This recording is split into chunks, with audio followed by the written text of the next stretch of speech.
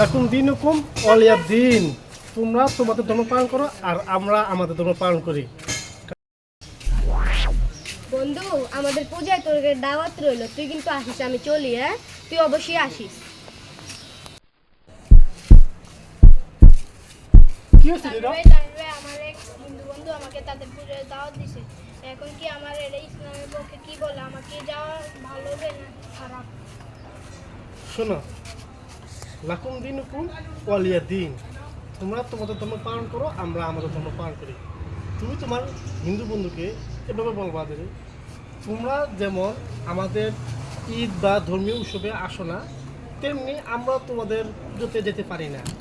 কারণ এতে সরাসরি আমাদের ইসলামের শিরক হয়, যেটা আমাদের পক্ষে কখনো সম্ভব না।